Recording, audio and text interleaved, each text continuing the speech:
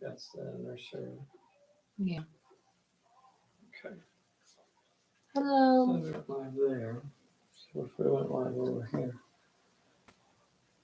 No, the girl can't help it. Help it. There you go. We're going to call that a sound check. Jim Stute is on here. D.W. Low. Charlie Stout. Brian G. Neil Morgan. Thank you guys so much for joining us tonight. We're going to give away some things. I didn't decide on the other things yet. I asked Bessy about them, and then I kind of forgot about them. Let's see. What could we add to the stack tonight? The stack of goodies that we're going to give away. I think people like the war discs. Got any new ones? I don't have a new one, but I don't think a lot of people have the director one.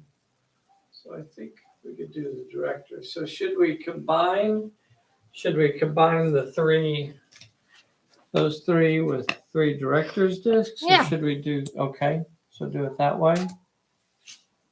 Okay. All right, so the folks that get the cards will also get director's discs. So that'll be cool. Did anybody get any of those posters that we mailed out? Mailed out a bunch of posters to folks. Oh, I wish I had my glasses.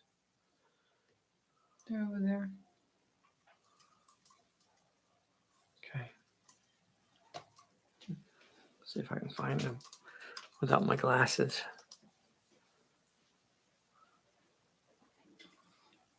Send us some pictures of the posters that you got, if you got one. Hanging up. So is Thursday going to be salmon night? Is that going to be fish night Thursdays? Does that work for you, or should we do a different night for fish? That's fine with me. Hamster of Destruction. GW rules. Marty Divine. Someone is hatless. Yes, I've fixed that.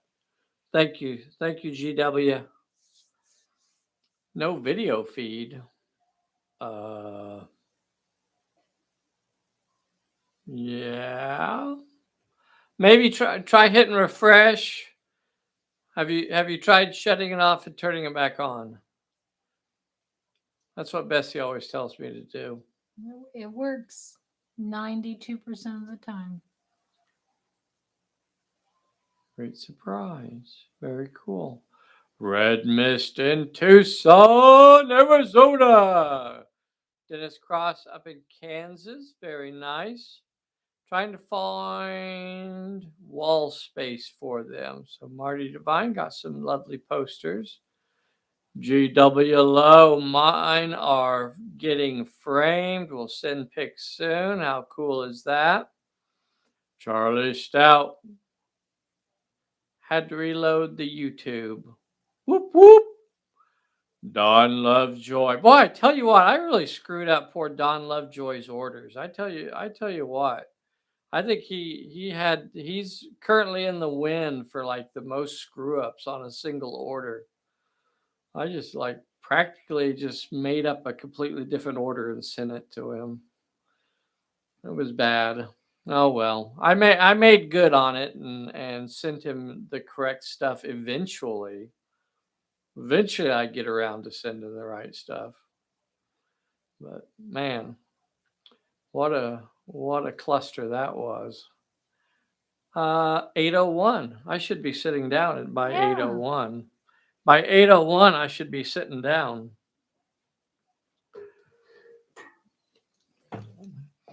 And saying something like, "Hey everybody, this is Dave here at Pulp Alley, and tonight I am with the world's most dangerous Bessy."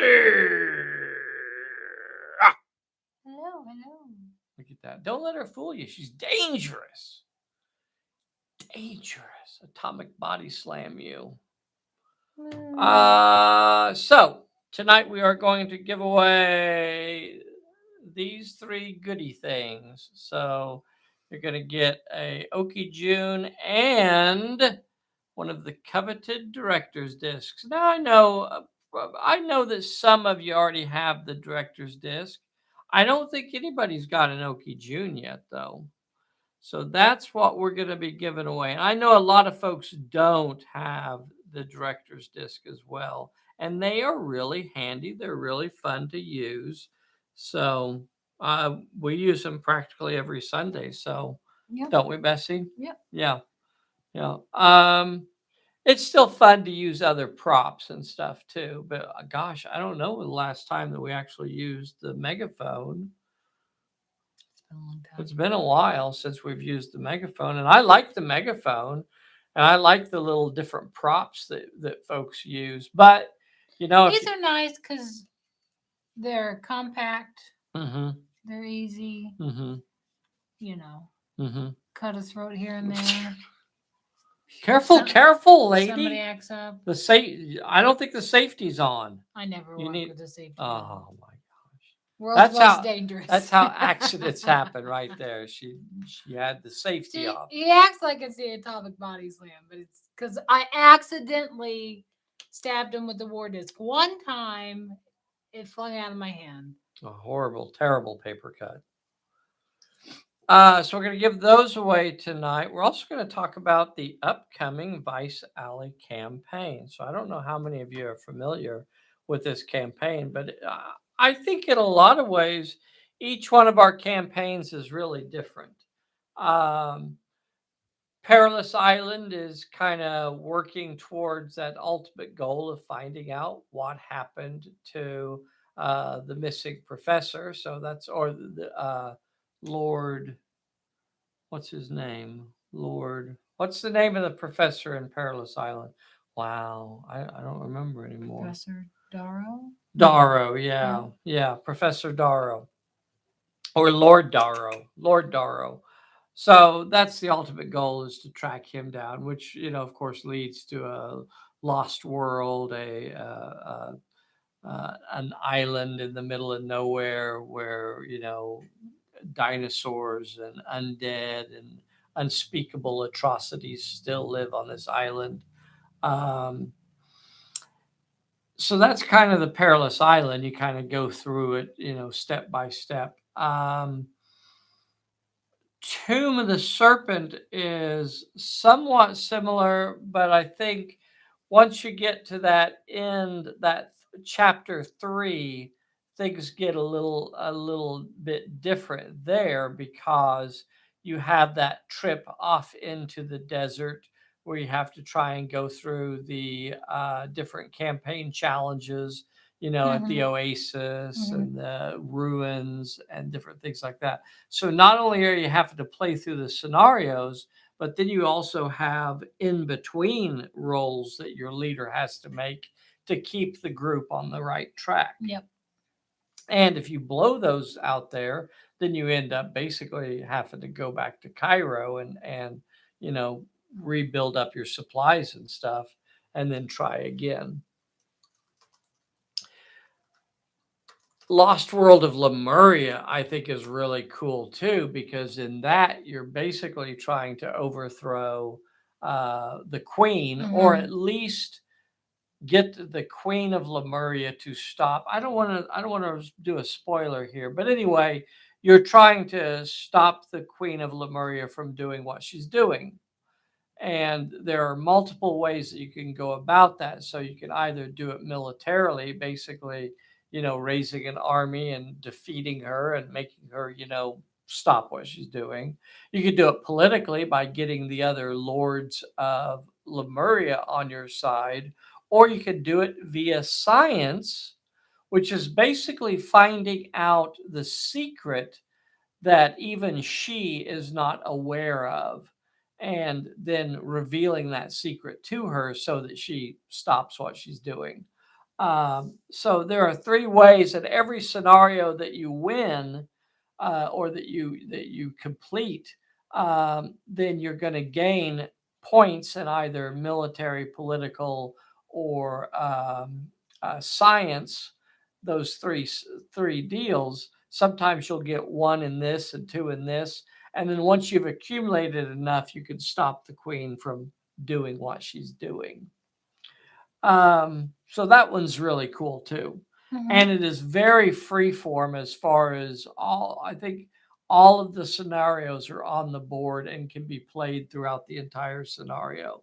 So once you get to the Lost World of Lemuria, it's a free roaming, play whatever scenario you want out of the book. Sometimes scenarios that aren't in the book.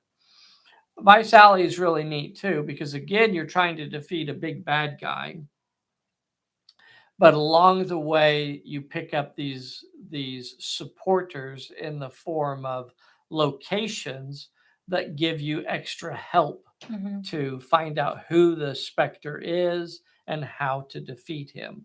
So as you grow, either as a vigilante, you start out as a low-level vigilante or a low-level syndicate member, and you're trying to, as you play through the scenario, you gain influence, and then you grow within that campaign until you finally reach the point that the specter tries to stomp on you, or you can try to stomp on the specter and rub him out or her out, as the case may be. Specter could be a lady. So lots of fun stuff. Lots of fun stuff. This was the first book that bystanders appeared in. So it has the rules for bystanders. That these have been updated and now appear in the normal second edition rule book. So that's pretty cool. I always liked the locations in this. Now there's pages here that give you information about places of interest in King City. So Vice Alley is basically just a portion of King City. So here's like kind of a little bit of a map of King City, and this little section over here is commonly called Vice Alley over here. But and then you also have people of interest. Here's the chart for going up in ranks through the over here is a kind of a background, like what is your background, why are you here, and what are you doing. And then over here, as you gain influence through the campaign, you go up in level, and then eventually you're able to pick the winning scenario. So there is a lot about that in this campaign also, where the players have a lot of choices to make as they roll through that. And here's the locations table. So you have a lot of cool locations in this. So as far as your locations, and you can have multiple locations, so you could end up having like 4 or 5 or so locations, and then you can send your characters. You could say, I'm going to send Okie June over here to the flop house, and then she has to make a challenge roll, and if she's successful, then you get the bonus that comes from that location. So pretty cool stuff. It's a fun one. It really is. When you start dealing with all the campaign stuff, it's a lot of fun, and that's something that we really don't do on a normal basis during our little one-off games that we do. Yeah. See who's all on here. Nay is on here. Charlie's on here. DW. Vern is on here. Hey, Vern. Yeah, we will be playing it second edition rules. Who is asking now? Nay. Nay? Yeah, absolutely. Yeah, we play everything in second edition. We'll have to check and see if mine is 2 edition. Now, there's no such thing as a second edition Vice Alley yet. We will eventually make a second edition Vice Alley, but all of the Vice Alleys right now are first edition. And yeah, the difference is negligible. It doesn't really matter. Anything that if something comes up and it doesn't match up with second edition, then we'll make a tweak at that time. Used to laugh myself silly what I was doing. commercials for a dairy. What? Let's They were change talking it about there. Ernest Oh, movies. okay. I think Wild West would be a great reskin of Vice Alley. Yep, yep. I don't think we did that in this book. In Perilous Island, we actually talk about reskinning it for various locations. But I don't think I did that in this book. But you're exactly right. It could be, it could be a pirate campaign. It could be a swashbuckling. It could be, a sci-fi game. I've seen people play it, in Sector 9, Asteroid Mining Belt. So it's really interesting the way you could do this, and just reskin it to different locations. And it really doesn't take a lot to do that. You could do it as a fantasy setting. Doesn't take much to do that. It really comes down to what miniatures do you put out, what terrain do you put out, and maybe changing the names a bit. But you're ready to go. It's not. There's nothing wrong with reskinning it for a different location. Todd 636. I'd enjoy a Wild West setting too. Yeah, yeah. Now, Pulp Alley originally started off as a Wild West because to us, pulp, the Wild West is a big part of the pulps. There is no difference between pulp and westerns because when we think of pulp, we're talking about the magazines, the pulp magazines were so popular in the 20s and 30s and so on.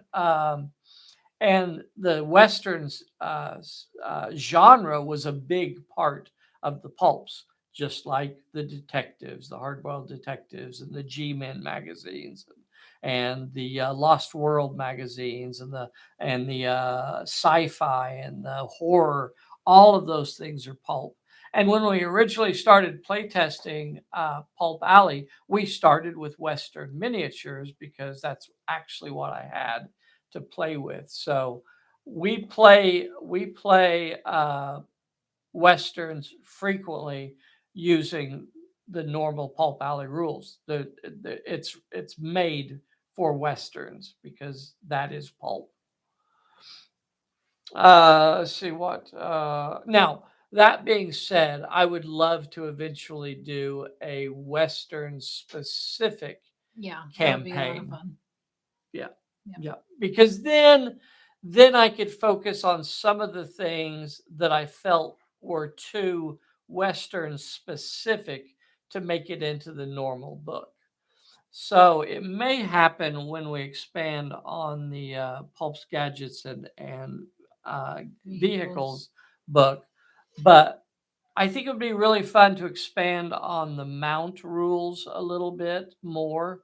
I think it would be fun to expand somewhat on the abilities list, things like lassoing and stuff like that.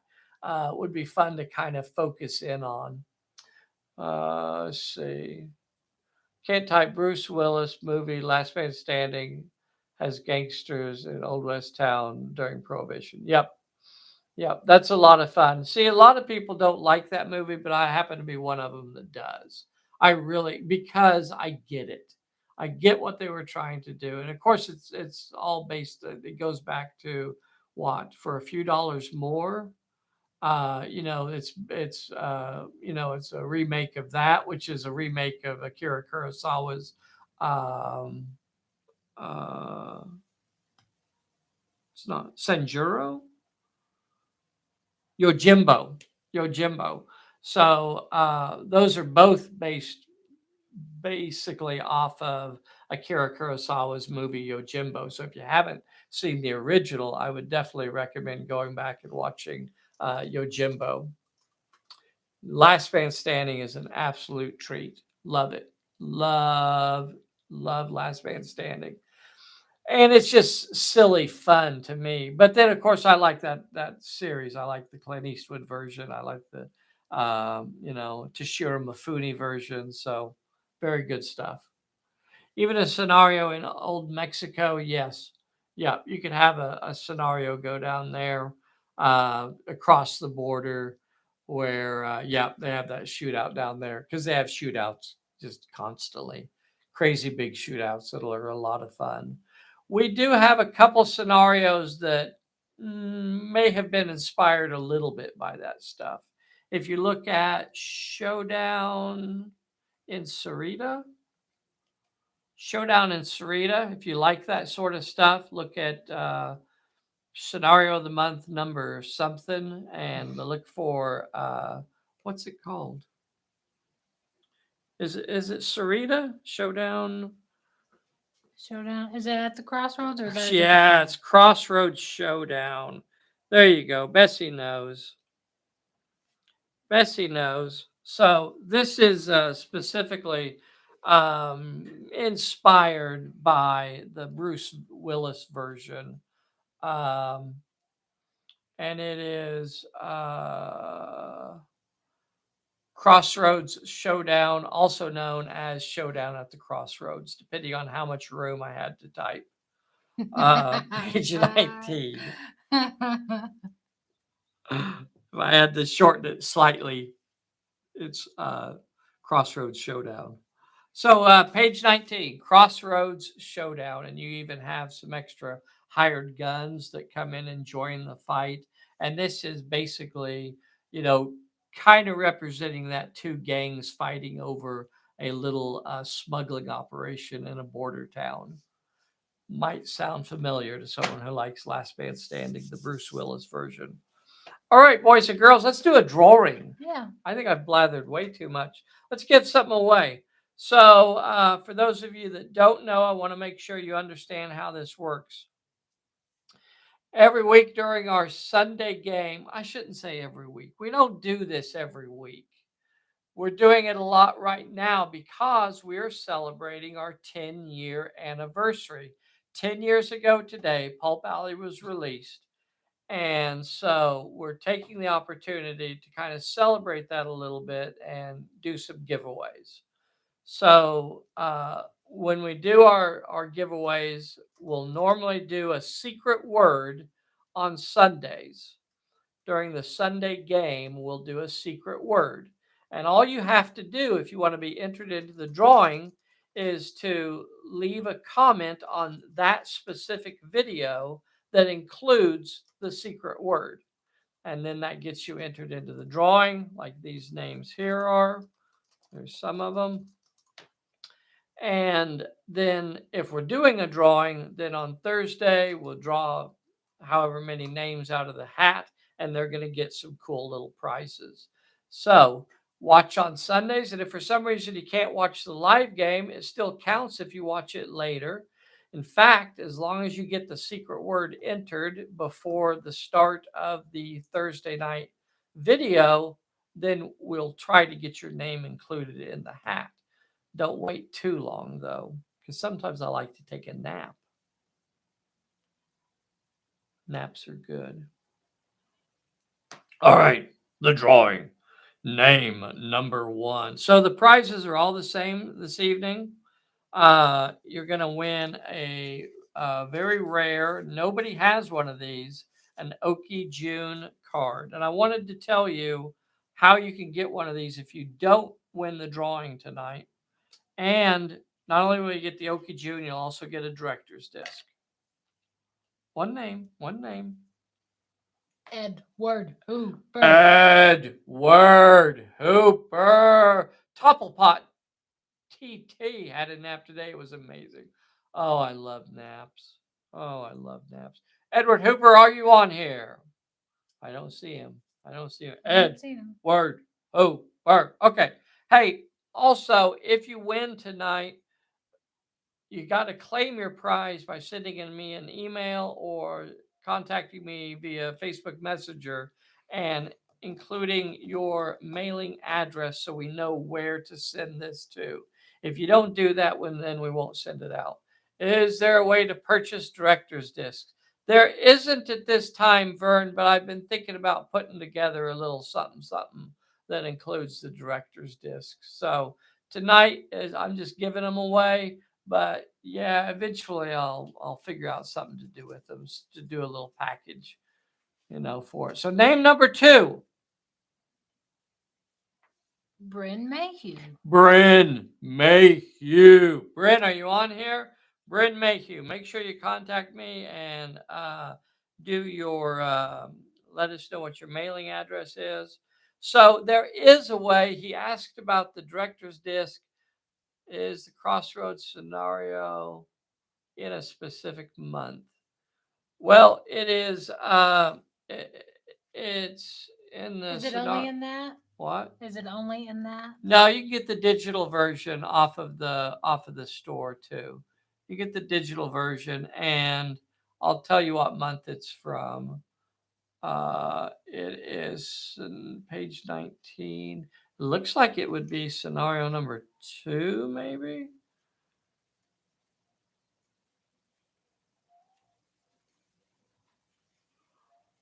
Originally published in March of 2018. So look for scenario of the month number 3. You can find that specific scenario as just a digital download on what? DW's got it. He told him. Never mind. I'll go back to sleep. Oh, I was going to tell you. If you want to Okie June, this is going to be the bonus card that I'm going to send out all week long whenever I ship a package from Casa Pulp Alley. So if you place an order that requires shipping, I will send. I as long as supplies last, and I'm not napping, I'll slide one of these into your box, so you will get one of the coveted Okie Junes. One more name is going to be drawn for a free one, though.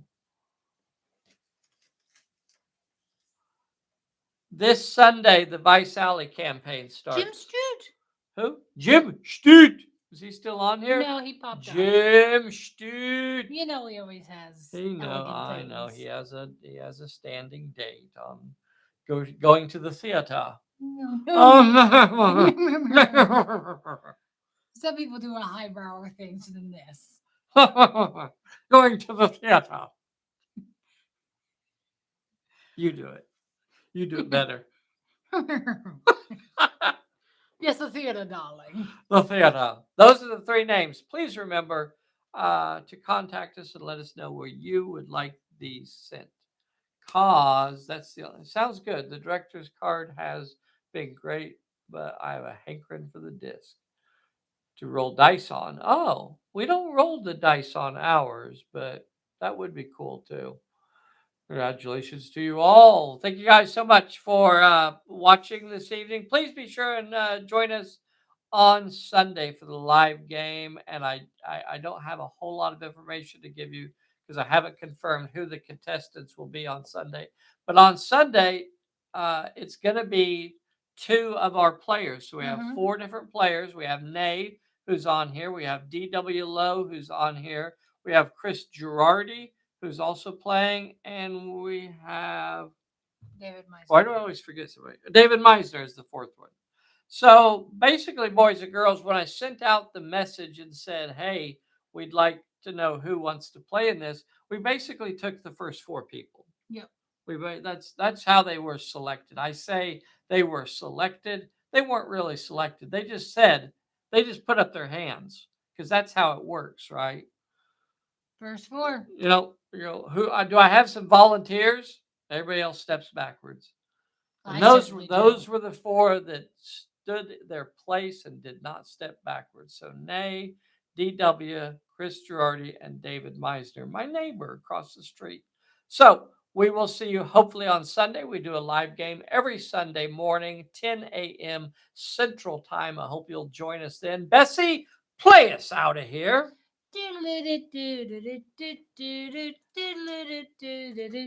Bessy. Dave.